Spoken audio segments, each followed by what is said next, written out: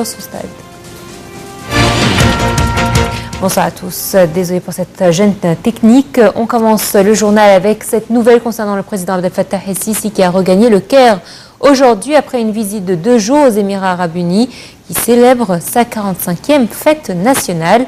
Sur place, le chef de l'État avait assisté à une parade militaire auquel ont participé les forces égyptiennes. Le président el-Sisi s'est rendu au mémorial où est enterré le fondateur des Émirats Arabes Unis et son ancien président, Sheikh Zayed Ben Sultan Al Nahyan. Il s'est entretenu avec Sheikh Mohammed Ben Zayed Al Nahyan, souverain d'Abu Dhabi et vice-chef suprême des forces armées des Émirats Arabes Unis. Les entretiens ont porté sur les relations bilatérales et les moyens de renforcer la coopération pour faire face aux défis actuels qui confrontent la région. À son retour, le chef de l'État a reçu son homologue malien Ibrahim Aboubakr Keïta. Selon le porte-parole de la présidence, Salah Youssef, le président el-Sisi a mis l'accent sur l'importance des relations égypto-maliennes. Le président malien a pour sa part apprécié le rôle joué par l'Égypte pour soutenir son pays.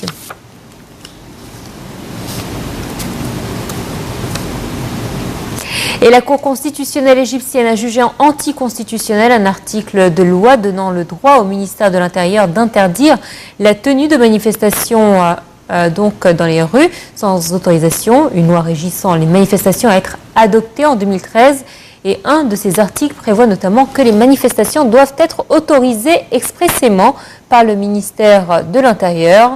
Les détracteurs de cette loi voyaient dans ce texte un moyen d'interdire les rassemblements de l'opposition. La Cour constitutionnelle a donc jugé aujourd'hui inconstitutionnel cet article.